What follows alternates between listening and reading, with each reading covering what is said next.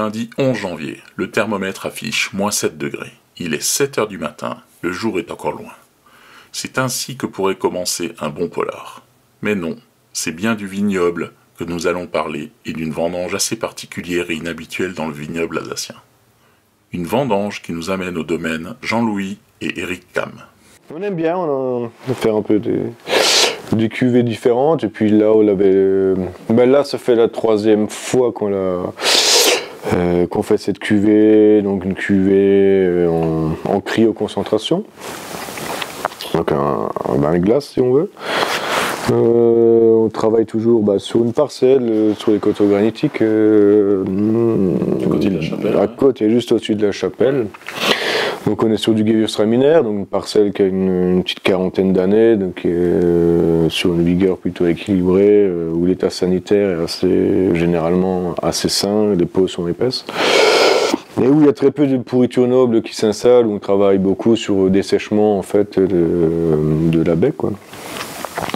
Et puis on a profité d'un petit créneau là, on a attendu, on désespérait même de la laisser tout simplement dehors parce qu'on n'avait pas les conditions souhaitées. Et là on a bien fait d'attendre quoi, parce qu'on a eu donc ce petit créneau ce matin, du lundi matin. Un lundi matin bien frais avec un super lever de soleil, et une super lune et c'est un paysage magnifique, quoi. Ce n'est pas une première pour le domaine Jean-Louis et Eric Cam.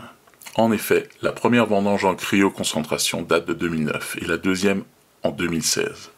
Coïncidence ou non, les millésimes 2016 et 2020 de cette cuvée des glaces sont également les années de naissance des 2 enfants d'Eric Cam. Une vendange très particulière puisqu'il n'y aura finalement pas beaucoup de bouteilles. On va faire dans les 300 litres, 300 litres sur une trentaine d'arbres. Donc voilà, mais c'est le but, là on rentre vraiment dans du miel de raisin, c'est vraiment quelque chose qui est très très grave, on peut le voir là, donc c'est les premiers jus qui sont sortis, on voit vraiment l'épaisseur du vin. Ce qui est rigolo, c'est que souvent j'aime pas voir cette texture sur les vins nature, parce que quand on a cette texture, c'est qu'il a fait une petite graisse, quoi.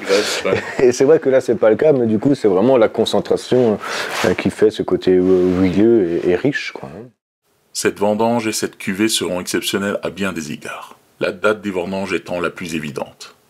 Mais c'est surtout une cuvée qui va à l'encontre de ce que le domaine pratique en temps normal. Là, le domaine est sur une cuvée dont la concentration est hors norme, au point que la graduation du mustimètre était insuffisante. Là, ça va être le labo qui va le définir. Maintenant, c'est pas le plus important de savoir s'il a 18, 20, 22 ou 24.